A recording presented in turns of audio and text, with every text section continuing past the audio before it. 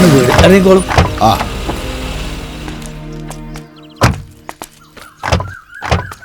ഒരു സീസണിൽ എത്ര ചക്ക കിട്ടും? ഇത് മാവാണേ. പെണ്ണ് കാണാൻ വന്ന ആദ്യം എന്റെ ചക്കഞ്ഞ മകനെ കണക്കാ. ആദ്യം പെണ്ണ് കാണാ. വന്നാട്ടെ വരെ. അതുവേ ഇതാ അവരെത്തി. ഇവിടെ ആരും ഇല്ലേ? എന്ത് ഇവിടെ ആരും ഒന്നും ഒരുങ്ങിയിട്ടൊന്നും ഇല്ലേ? എന്റെ മാധവമ്മ നിങ്ങൾ ഇതുവരെ അല്ല മോൾ ഇതുവരെ ഒരുങ്ങിയിട്ടില്ലേ? ഇല്ല. ഏട്ടൻ കൂടെ ഇവിടെ ഉള്ളപ്പോ മതി പെണ്ണ് കാണലൊക്കെ. അതിന് ഏട്ടനെ കിട്ടിയിട്ട് വേണ്ടേ? ഇതാ ഈ മൊബൈൽ ഇറങ്ങിയ പിന്നെ ഒട്ടുമിക്ക പേരും പരിധിക്ക് പുറത്താ. ഞാനും വിളിച്ചു നോക്കിയതാ. എന്റെ മാധവമ്മ എന്റെ മോൾ. അതെ, ചെറുക്കം മുംബൈക്ക് മടങ്ങുന്നതിന് മുമ്പ് കൊള്ളാവുന്ന വീട്ടിൽ നിന്ന് ഒരു പെണ്ണിനെ നിശ്ചയിച്ചുറപ്പിക്കണം. ഇന്നത് 14ാമത്തെ വീടാ. ഇതും കൂടി കഴിഞ്ഞാൽ ലഞ്ച് ബ്രേക്ക്. പിന്നെ നമുക്ക് കിട്ടാവുന്നതിൽ ഏറ്റവും നല്ല ആലോചന അത്. ഒക്കെ ഞാൻ വിളിച്ചു പറഞ്ഞതല്ലേ? ഞാനും പറഞ്ഞതല്ലേ, എത്ര വലിയ ആലോചനയാണെങ്കിലും ഏട്ടൻ കൂടെ ഉള്ളപ്പോ മതിന്ന്. അതെ, അല്ലെങ്കിൽ പിന്നെ അവനും അതൊരു പ്രയാസമാകും. അതില്ല ഞാൻ എനിക്ക് മനസ്സിലാവത്തെ. താൻ സമയത്തില്ലാത്തത് കാരണം അനിയത്തിക്ക് വന്ന കൊള്ളാവുന്ന ഒരു ആലോചന നടന്നില്ലാന്ന് വരുമ്പോ അവന്റെ മനസ്സ് വിഷമിക്കല്ലേ മാധവമ്മ ചെയ്യാ? അവന് കുറ്റബോധല്ലേ തോന്നുക? അനിയത്തിന്റെ സന്തോഷം കാണാനല്ലേ പ്രഭാതം മുതൽ അർദ്ധരാത്രി വരെ അവനെയും കിടന്ന് കഷ്ടപ്പെടുന്നത്. ഇനി കൂടുതൽ തർക്കിക്കണ്ട. മോളൊന്ന് പോയി വേറെ റെഡിയായി വന്നാട്ടെ. ഞാനൊന്നും കൂടി ചെല്ലട്ടെ. മുന്നറിയിപ്പില്ലാത്ത വരവായതുകൊണ്ട് അവർക്ക് കൊടുക്കാനൊന്നും കരുതിയിട്ടില്ല. അതെ, ഇവിടെ ടിന്നുകളിൽ പഴയ ചിപ്സും ബിസ്ക്കറ്റും ഒക്കെ കാണൂലേ? പിന്നെ ചായ എന്നുള്ള പേരിൽ ഒരു പാനീയം അങ്ങോട്ട് കാച്ചി ഉണ്ടാക്കി തന്നെ. ഈ പെണ്ണ് കാണൽ ചടങ്ങിന് വേണ്ടിയാണ് പടത്തോൻ ഈ മാതിരി പലഹാരങ്ങളൊക്കെ സൃഷ്ടിച്ചു വെച്ച തന്നെ.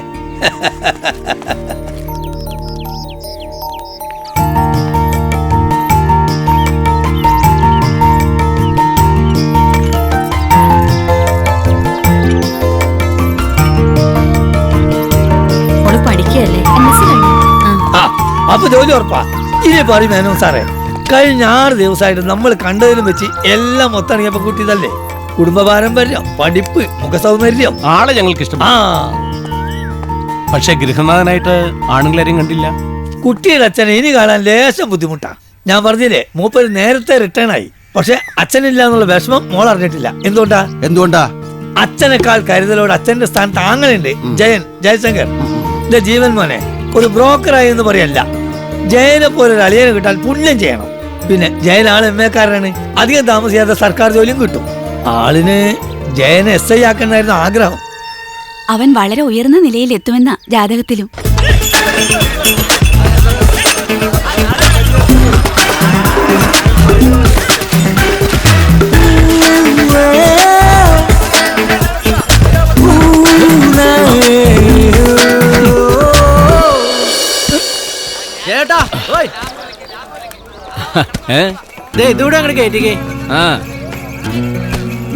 ജയേട്ടന് ഇറങ്ങി ഇതൊക്കെ ഞങ്ങൾ എടുത്തു വെച്ചോളാം.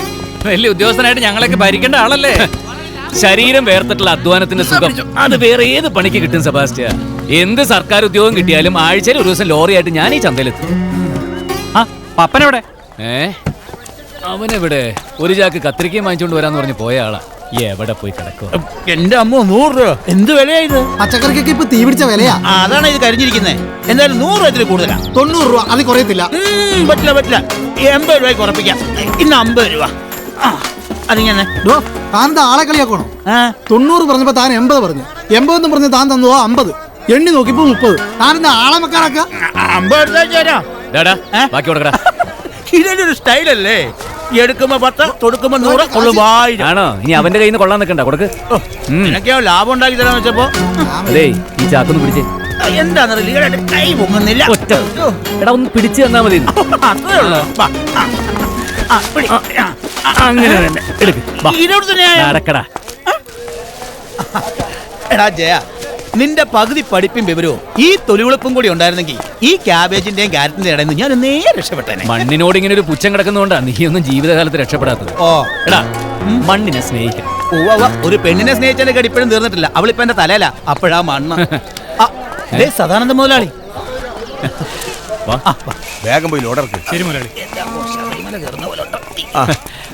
മുതലാളി 8 ചാക്ക് കത്തിരിക്ക, 12 ചാക്ക് ചേന, 78 നേന്ത്രക്കൊല, പിന്നെ കത്തിരിക്ക, വെണ്ടയ്ക്ക, മാങ്ങ, ലിസ്റ്റ് പ്രകാരമുള്ള എല്ലാം കിട്ടിയിട്ടുണ്ട്. 11500. ഒരിക്കലും കടം പറയാത്തതിന് 10 റിഡക്ഷൻ.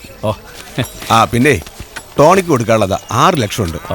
അല്ല ജയ, പെങ്ങളുടെ കല്യാണക്കാരൊക്കെ എവിടം വരെയായി? ആലോചനകളൊക്കെ വരുന്നുണ്ട് മുതലാളി. കല്യാണമല്ലേ, നോക്കിയും കണ്ടും വേണ്ടേ വരണ തിരഞ്ഞെടുക്കാൻ. അത് ശരിയാ. പണവും പത്രാസൊക്കെ ഇത്തിരി കുറവാണെങ്കിലും വേണ്ടില്ല, കള്ളു കുടിക്കാത്ത ആളായിരിക്കണം. കേരളത്തിൽ നിന്നല്ലേ ഇവന്റെ പെങ്ങള് വീട്ടിൽ നിന്ന് തന്നെ. സത്യം പറയാലോ, ഞാൻ കല്യാണം കഴിഞ്ഞ ശേഷം കുടി തുടങ്ങി. അതെന്ത് പറ്റി? ഈ പണ്ടാരത്തോടൊക്കെ ജീവിക്കണ്ടേ? ഡാ, വാ, പോട്ടെ മുതലാളി. ഒരു കാര്യം പറയാൻ സമ്മതിക്കില്ല. അല്ല, മുതലാളിയോടൊന്നും സൂചിപ്പിക്കണം എന്ന് എഴുതിയിരിക്കുകയായിരുന്നു. എന്ത്? ആള് സത്യസന്ധന, നല്ലവനാ, ശുദ്ധന. പക്ഷേ ഇങ്ങനെ 5-6 ലക്ഷം ഒരുമിച്ച് കൊടുത്തയച്ചാൽ റിസ്ക് അല്ലേ? 50 കിലോമീറ്റർ വണ്ടി ഓടിക്കാൻ പഠിച്ചിട്ട് ഇങ്ങനെ ഒരു പരീക്ഷണം വേണോ? കാശ് മുതലാളിക്ക് അങ്ങ് നേരിട്ട് കൊടുത്തൂടെ? എന്തോ അവൻ എനിക്ക് വിശ്വാസ.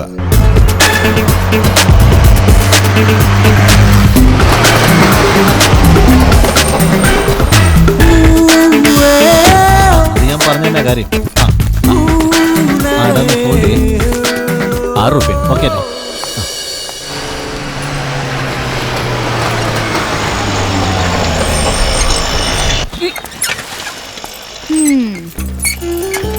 ഗോപിയേട്ടാ, അതെ, പച്ചക്കറി എന്ന പേരിൽ കുറെ പൊട്ട സാധനം കെട്ടിയേൽപ്പിച്ചിട്ട് പോവാന്നാ വിചാരം അല്ലേ? ഇനി ഇവിടെ ഇങ്ങനത്തെ സപ്ലൈ വേണ്ട. മാർക്കറ്റിലുള്ളത് ഞങ്ങൾ നേരിട്ട് പോയി എടുത്തോളാം. കിലോയ്ക്ക് 5-10 കൊടുത്ത് വാങ്ങിയിട്ട് 50-60 രൂപയ്ക്ക് ഇവിടെ ഉള്ളവർക്ക്. കൊള്ളാലോ കച്ചവടം. കുഞ്ഞിച്ചിരിയും കൊച്ചു വർത്താനവും ഒക്കെ ആയിട്ട് നാട്ടുകാരുടെ പ്രീതിയും ഹരിശ്ചന്ദ്രൻ എന്ന പേരും പിടിച്ചു വാങ്ങിയിട്ടുണ്ട്. കൊണ്ടോയേ. എടി എടി എടി എടി, വേറെ ഏത് കച്ചവടക്കാരൻ കൊടുക്കുന്നതിനേക്കാൾ 50 റുപ്യ കുറച്ചിട്ട് ഞാൻ നിന്റെ തന്തയ്ക്ക് സാധനം കൊടുക്കുന്നു. അതൊക്കെ പിന്നെ പറയാ. വേഗം വീട്ടിലേക്ക് ചെല്ല്. എന്താ ഗോപിയേട്ടാ? വീട്ടില് കല്യാണിയെ കാണാൻ ചെറുക്കൻ കൂട്ടി വന്നു. കല്യാണിക്ക് ആലോചനയോ? നേരെ അല്ല, കള്ളം. നിന്നെ വിളിച്ചിട്ട് കിട്ടിയില്ലാന്ന് കല്യാണി ഇവളെ വിളിച്ചു പറഞ്ഞു. എന്നിട്ട് പറഞ്ഞു വന്നപ്പോ ചെറുക്കന്റെ കുടുംബക്കാരെ ഞാൻ അറിയും. നല്ല തറവാടാ, നല്ല പയ്യനാ, എന്തുകൊണ്ട് ചേരും? ധൈര്യമായിട്ട് ആലോചിക്കാം. മതി, തൃപ്തിയായി. ഇനി ഈ അമ്മാവന് സന്തോഷത്തോടെ കണ്ണടയ്ക്കാലോ. എന്റെ കൃഷ്ണ, ചെറുക്കന്റെ കൂട്ടര് വന്നെന്നും ഇവളെ കണ്ടെന്നും ഇഷ്ടപ്പെട്ടെന്നും ഒക്കെ അറിഞ്ഞപ്പോ ഉടപ്പറന്നോളെ എന്റെ നെഞ്ചത്ത് പടപടാന്നൊരു മുഴക്കം. ഒരൊറ്റ അടിവെച്ചേരും മുസ്ലിക്കാരി സന്തോഷ പെരുമ്പറയുടെ ഒരു മുഴക്കമായിരുന്നു. ഓടി കൃഷ്ണന്റെ അമ്പലത്തിലേക്ക് അർച്ചനയെ കഴിപ്പിച്ചു. അവിടെ അർച്ചനയ്ക്ക് 10 രൂപയാ. അപ്പോ ഞാൻ പറഞ്ഞു വന്നത് എന്താണെന്ന് വെച്ചാൽ 3 ആന നിന്ന തറവാടായത്. അതിനൊത്തതായിരിക്കണം കല്യാണം. അതെന്താ, കല്യാണത്തിന് കൊമ്പും തുമ്പിക്കൈയൊക്കെ വേണോ? ഇവളുടെ ഓരോ തമാശകള്. പെങ്ങളെ, 100 പവനെങ്കിലും വേണം ആഭരണം. 3000 പേരെ ക്ഷണിക്കണം. പ്രഥമൻ 5 കൂട്ടം വേണം. ഇതിനൊക്കെ കൂടി കാശ് എത്രയാകുമെന്നാ നിങ്ങളുടെ വിചാരം? നിങ്ങളുടെ കൈ തുട്ടുണ്ടോ? കാശിന് പകരം കല്യാണ ചെക്കിന് വെണ്ടയ്ക്കയും കത്തിരിക്കയും ഒക്കെ കൊടുത്താൽ മതിയോ? അപ്പോ ഞാൻ പറഞ്ഞു വന്നത് എന്താന്ന് വെച്ചാ, ഈ വീടും പറമ്പും എന്റെ പേർക്ക് എഴുതി തന്നേക്ക്. സെന്റിന് 10,000 രൂപ വെച്ച് ഞാൻ അങ്ങ് തന്നേക്കാം. എന്താ, വില അല്പം കൂടുതലാണെങ്കിലും ഉടപ്പറന്നോക്ക് വേണ്ടിയിട്ടാണല്ലോ എന്ന സമാധാനം എനിക്കും. വീടും വസ്തുവും അന്യന്റെ കൈവശം പെട്ടു പോയില്ലല്ലോ എന്ന് നിങ്ങൾക്കും സമാധാനിക്കാം. വേണ്ട, അതിന്റെ ഒരാവശ്യമില്ല. ഇവിടുത്തെ കാര്യങ്ങളൊക്കെ നീ അറിഞ്ഞു. കല്യാണിയെ പെണ്ണ് കാണാൻ ചെറുക്കനും കൂട്ടരും വന്നിരുന്നു. അവർക്ക് പരസ്പരം വലിയ ഇഷ്ടമായി. എന്നെ മൊബൈലിൽ കിട്ടിയില്ല. പക്ഷെ ഗോപിയേട്ടൻ പറഞ്ഞ വിവരം ഞാൻ അറിഞ്ഞു. നേരെ ചെറുക്കനെ കാണാൻ ചെന്നു. ചുറ്റുവട്ടത്തുള്ളവർക്കൊക്കെ ചെറുക്കനെ കുറിച്ച് നല്ല മതിപ്പാ, നല്ല കുടുംബക്കാര്. പിന്നെ ഒന്നും അവിടെ ആലോചിച്ചില്ല. നേരെ ജോത്സ്യനെ കാണാൻ പോയി. കല്യാണത്തിനുള്ള ദിവസം അങ്ങോട്ട് കുറിപ്പിച്ചു. ചിങ്ങത്തിലെ വിവാഹം ഈ വരുന്ന 15-ാം തീയതി. നല്ല മുഹൂർത്ത, ജാതകം കൈമാറുക 10:30ക്കും 11:30ക്കും ഇടയ്ക്ക്. പറ്റിയാൽ അമ്മാവൻ വന്ന് അനുഗ്രഹിക്കണം. വരില്ലേ? നീയാണ് കേശവൻ നായരുടെ അനന്തരവൻ. എന്റെ ഈ പെങ്ങളുടെ കാര്യത്തിൽ ഞാൻ എങ്ങനെയാണോ താല്പര്യം കാണിച്ചത്, അതേ താല്പര്യം നീ നിന്റെ പെങ്ങളുടെ കാര്യത്തിൽ കാണിക്കുന്നു. അപ്പൊ ജയ, നമുക്ക് ഈ കല്യാണം കെങ്കേമമാക്കണം. അത് പിന്നെ പറയാനുണ്ടോ? കേശവൻ നായരുടെ അനന്തരവളുടെ കല്യാണമല്ലേ, കുറയ്ക്കാൻ പറ്റുമോ? ഒരു 3000 പേർക്കെങ്കിലും സത്യം, 4 ആന, താലപ്പൊലി, ഭരതനാട്യം, കുച്ചിപ്പിടി. പക്ഷേ ഇതിനൊക്കെ കൂടി നല്ല തുകയാവുമല്ലോ. എന്റെ എവിടുന്ന കാശ്? അമ്മാവൻ സെന്റിന് ഒരു 10,000 രൂപ വെച്ച് വീടും സ്ഥലം എടുത്തോളാന്നല്ലേ പറഞ്ഞത്? എടുത്തോ. അമ്മാവന് പറ്റിയ അനന്തരവൻ തന്നെ. എന്താ അമ്മാവത്? അഡ്വാൻസ് 50,000 രൂപ. അഡ്വാൻസ് ഒക്കെ അവിടെ ഇരിക്കട്ടെ, ആദ്യം മുദ്രപത്രഞ്ഞു തന്നെ. മെടുക്കൻ.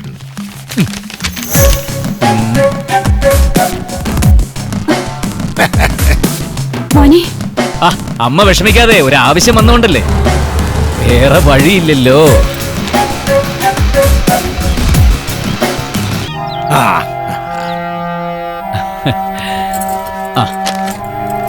അമ്മ അവനിതൊന്ന് വായിച്ചു നോക്കിയേ. ഇതും പറഞ്ഞ് ഈ വീട്ടിൽ കാല് കുത്തിയാൽ ബാക്കിയും കൂടി അമ്മാവനാണെന്ന് ഞാൻ നോക്കിയില്ല, കാല് ഞാൻ വെട്ടിക്കളയും. അയ്യോ, സത്യമാണോ? സത്യമാണ്. എന്താ പകളെ, ഞാൻ ഇങ്ങോട്ട് ഇറങ്ങുക. അല്ല, ഒരു 10,500. ഓ, എന്റെ കൊട ഉള്ളത് മുഴുവൻ കൊണ്ടുപോയി അയക്കിനി വീണ്ടും കൂടി കൊണ്ടുപോയി. അയ്യോ. ആ അതൊക്കെ പോട്ടെ, ആളെ ഞാൻ കണ്ടു.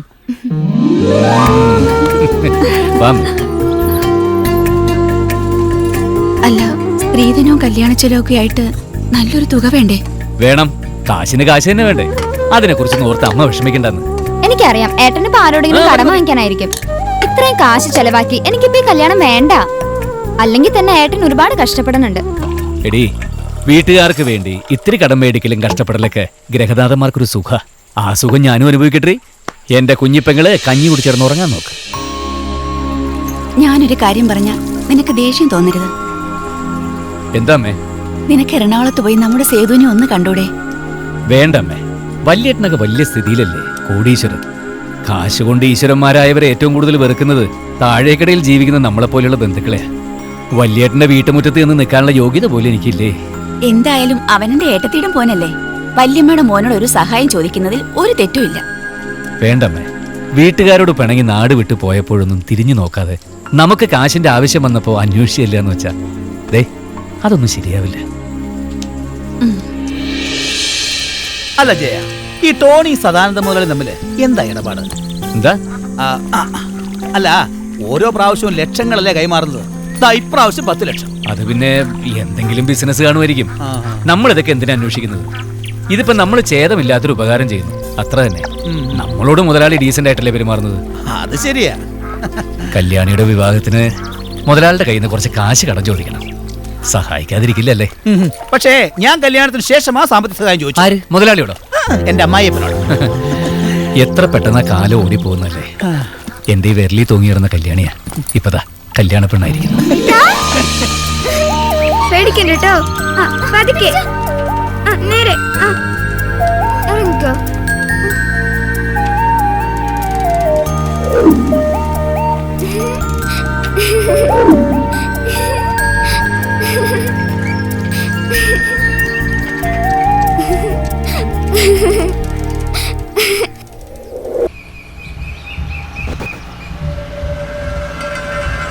വരുന്നുണ്ട്. ഓക്കെ.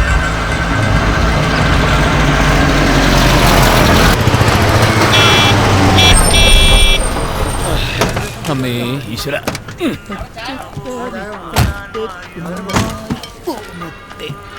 അമീദക്ക, പതിവ് ചായ 2. എത്തിയോ? പതിവ് പഴംപൊരി.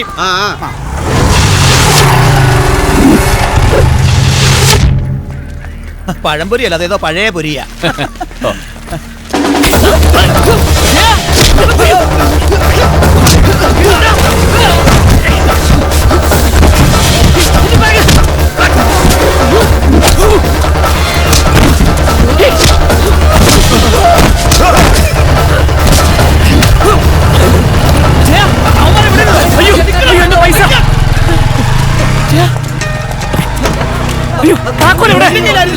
കടയിൽ നോക്ക്. ഇനിയിപ്പോ എന്ത്? എനിക്കൊന്നും അറിയില്ല. നീ മുതലാളിയെ വിളിച്ചു പറ. നിങ്ങൾ പോലീസിനെ വിളിച്ചു. എന്ത് കാര്യത്തിന്? പോകേണ്ടത് പോയി. 10 മിനിറ്റിനകം പൈസ അതിർത്തി കിടക്കും.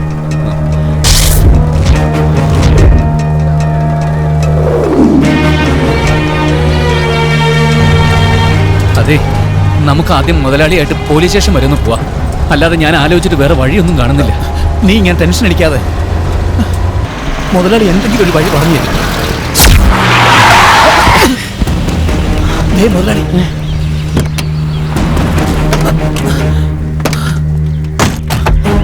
മുതലാളി, ഞങ്ങൾ കാണാൻ വേണ്ടി. നിന്റെ നാടകമൊന്നും എന്നോട് വേണ്ട. മര്യാദയ്ക്ക് എന്റെ കാശ് തിരിച്ചാ, അല്ലെങ്കിൽ സദാനന്ദൻ ആരാണെന്ന് നീ അറിയും. ഞാൻ പറഞ്ഞില്ലേ, അതിവിനും അപകടമാണ്. ഇത് ഒത്തുകളിയാ. നിങ്ങൾ എന്തൊക്കെയാ പറയുന്നത്? സത്യത്തിൽ എന്താ സംഭവിച്ചത്? കാശ് അടിച്ച് മാറ്റിട്ട് കടന്നു കളയാൻ നോക്കുന്നോടാ. പ്ലീസ് മുതലാളി, ഞങ്ങൾ പറയുന്നൊന്നും കേക്ക്. പ്രതിയും കൂട്ടുപ്രതിയും മോഷണ കേസിൽ അകത്താവും.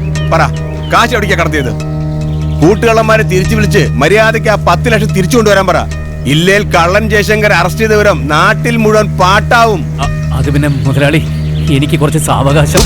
കുറച്ച് സാവകാശം? നാളെ തന്നെ കാശ് കിട്ടണം. ഇല്ലെങ്കിൽ പെങ്ങടെ കല്യാണമല്ല, നിന്റെ ശവടക്കായിരിക്കും അവിടെ നടക്കുക.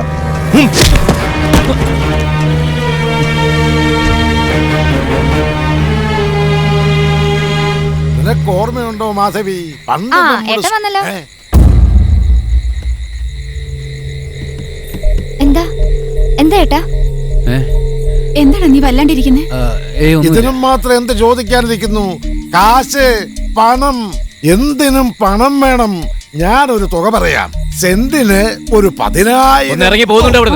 ഏ, ഏട്ടാ എന്താ ഏട്ടാ പറ്റിയത്? ഏയ് ഒന്നുമില്ല, ഇന്ന് കുറച്ച് ജോലി കൂടുതലായിരുന്നു. ഈ കല്യാണ ചെലവിന്റെ കാര്യമൊക്കെ ഓർത്ത് ഏട്ടൻ എന്തിനാ ഒന്നും വെറുതെ? മിണ്ടായിരിക്കുന്നുണ്ടോ? മനുഷ്യന് സ്വസ്ഥതയും തരില്ല. നാളെ തന്നെ കാശ് കിട്ടണം. ഇല്ലെങ്കിൽ പെങ്ങടെ കല്യാണമല്ല, നിന്റെ ശവടക്കായിരിക്കും അവിടെ നടക്കുക.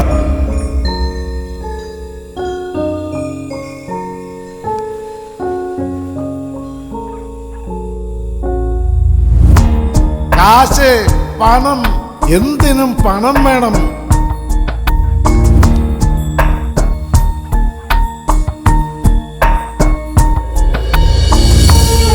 നമ്മുടെ സേതുവിനെ പോയി കാണാൻ. കോടീശ്വരനാ. ഒരു സഹായം ചോദിച്ചു ചെല്ലുന്നതിൽ അവന് സന്തോഷമേ ഉണ്ടാവൂ.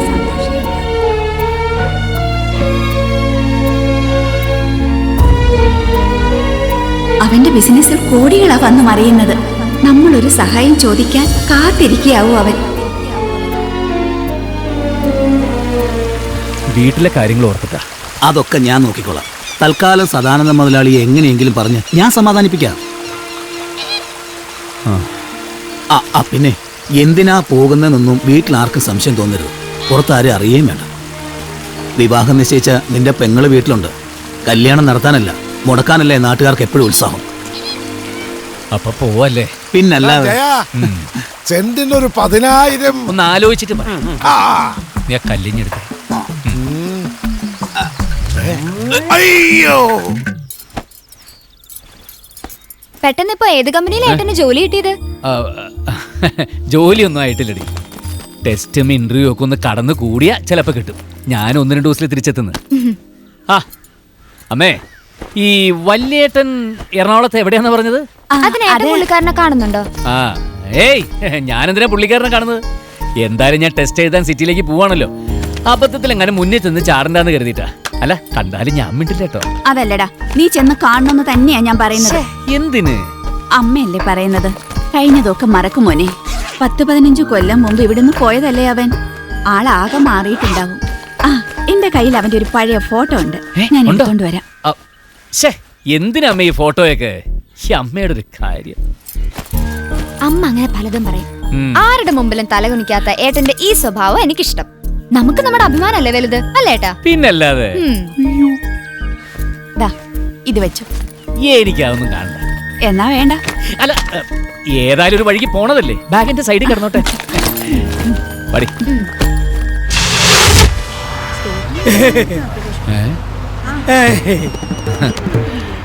എറണാകുളത്തേക്കായിരിക്കും അല്ലേ? എന്തോ എറണാകുളത്തേക്കാണോ? ഞാനും എറണാകുളത്തേക്കാ. അല്ല, എന്താ പണി? സാധാരണ പണികളൊക്കെ തന്നെ. സാധാരണ പണിയാണെന്ന് കണ്ടാ പറയൂല കേട്ടോ. പിന്നെന്ത് പറയും?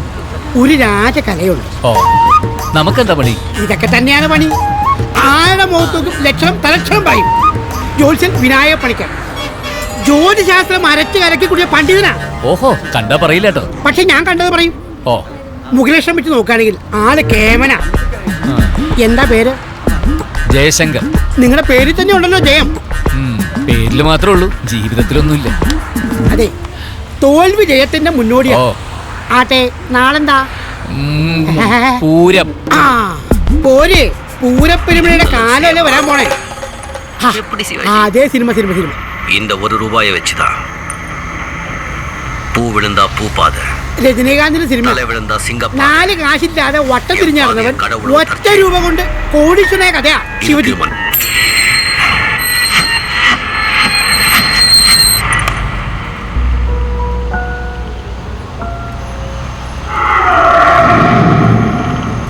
இனி நான் போற பாதை சிங்கப்பாதை.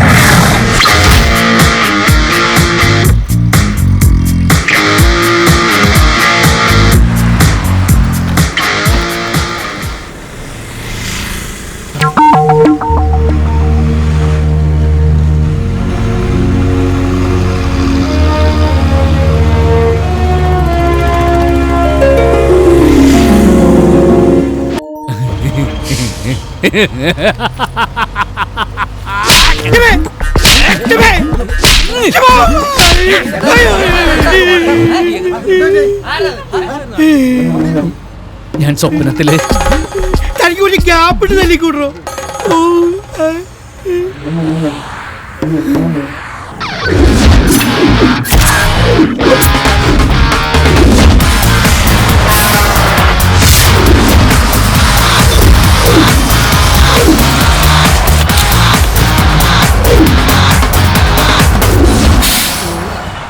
മാറിവിട്.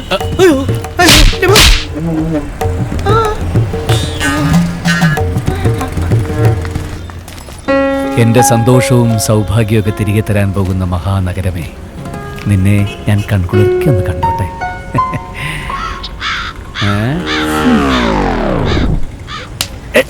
ചേട്ടാ ദാ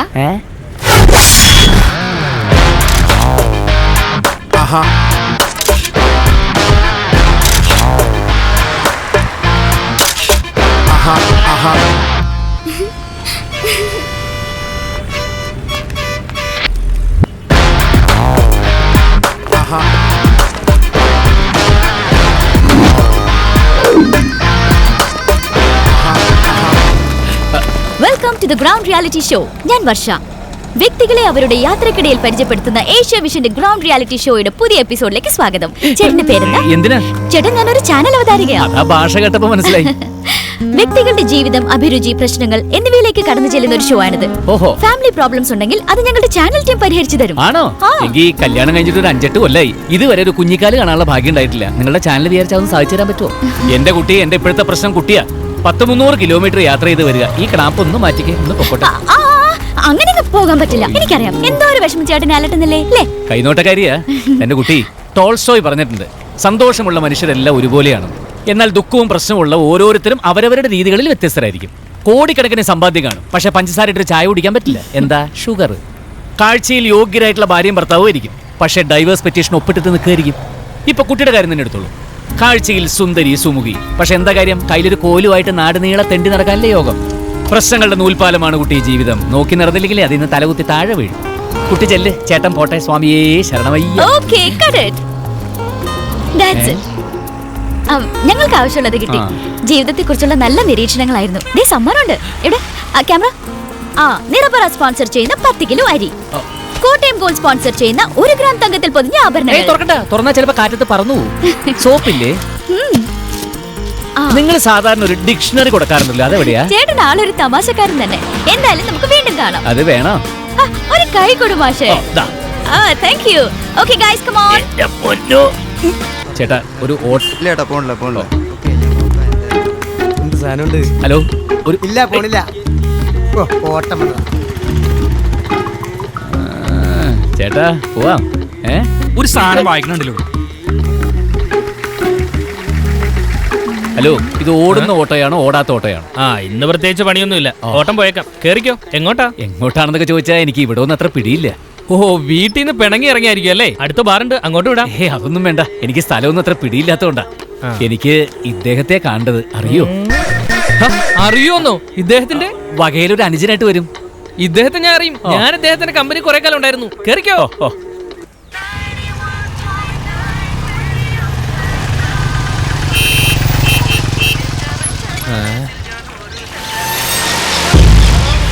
ഇവിടെയാണോ വലിയേട്ടൻ ഓഫീസ്? ഇവിടെ മാത്രല്ല, സിറ്റിയുടെ പല ഭാഗത്തും ബ്രാഞ്ചുകളുള്ള മനുഷ്യനാ. പിന്നെ ഇവിടെയാണ് മെയിൻ. നേരെ നടന്ന് വലത്തേക്ക്. ഇതാണ് ചില മുതലാളിമാരുടെ എളിമ എന്ന് പറയുന്നത്. വലിയേട്ടനൊരു സ്ഥിതി വെച്ചിട്ട് സിറ്റിയിൽ എവിടെ വേണമെങ്കിൽ താമസിക്കാമല്ലോ. വിട്ടിട്ട് ഇങ്ങനെ എളിമ എളിമ. എത്രയായി? പൈസ ഒന്നും വേണ്ട. അദ്ദേഹത്തിന് എന്റെ ഞാൻ പൈസ വാങ്ങൂല. നേരെ നടന്നോ വലത്തേക്ക്. ഓക്കേ. വലിയേട്ടൻ നാട്ടുകാരുടെ കണ്ണിലുണ്ണി തന്നെ. ചേട്ടാ, ഈ ഫോട്ടോയിൽ കാണുന്ന ആളെ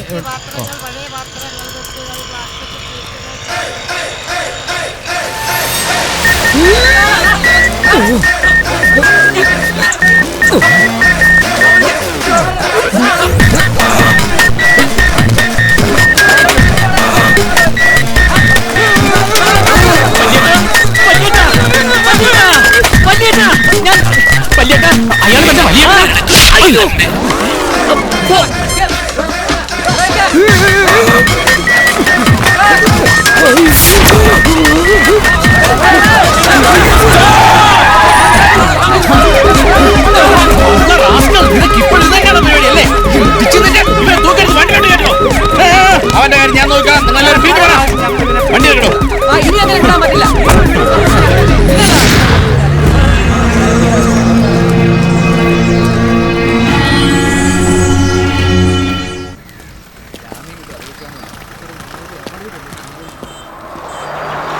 പോലീസ് സ്റ്റേഷൻ തൃക്കര.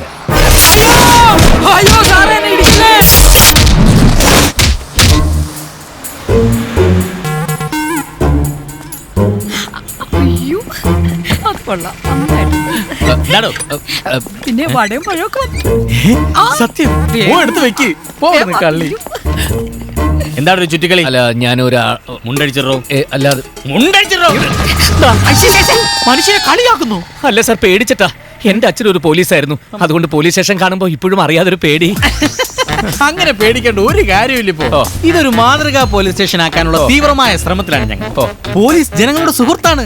ഒരു കൂട്ടുകാരന് മറ്റൊരു കൂട്ടുകാരനോട് എന്തും പറയാം. അത് മാത്രം എടുക്കരുത്, ഇത് മാത്രം പറയരുത്. നീ വന്ന കാര്യം പറയടാ. ഞാൻ കൃഷ്ണപുരത്ത് നിന്ന് വരിക. വന്നോളൂ. ഇപ്പൊ ഇവിടെ കൊണ്ടുവന്ന സേതു.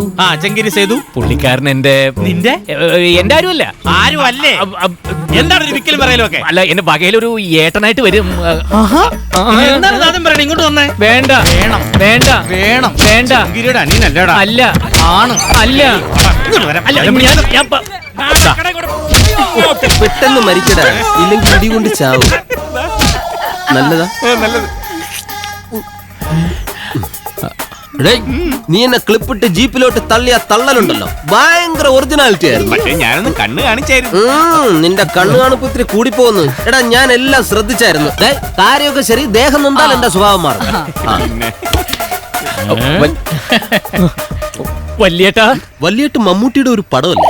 വല്യേട്ടാ, എന്നെ മനസ്സിലായില്ലേ? കൃഷ്ണപുരത്തെ മാധവിയമ്മയുടെ മകൻ ജയൻ, ജയശങ്കർ. ഏത് കൃഷ്ണപുരം, ഏത് മാധവിയമ്മ എനിക്കറിയില്ല. കുട്ടിക്കാലത്ത് ഞാൻ ചെയ്ത ചെറിയൊരു തെറ്റിന് വല്യേട്ടന്റെ അച്ഛൻ എനിക്ക് തന്ന ശിക്ഷ, അന്ന് അദ്ദേഹം അരിവാള് വെച്ച് വെട്ടിയ വെട്ട്, ആ വെട്ട് ഇപ്പോഴും അവിടെ തന്നെ ഉണ്ട് വല്യേട്ടാ. ഈ വെട്ട് എല്ലാവർക്കും ഉള്ളതാ. അതല്ല, വെട്ടിയ പാട് ദാ ഇവിടെ. എനിക്കൊന്നും അറിയില്ല. അയ്യോ, ഞാൻ വല്യേട്ടൻ എണീച്ചേ. എണീക്ക്. എന്തിന്? എണീക്ക്. ഒന്ന് കുനിഞ്ഞു നിന്നേ.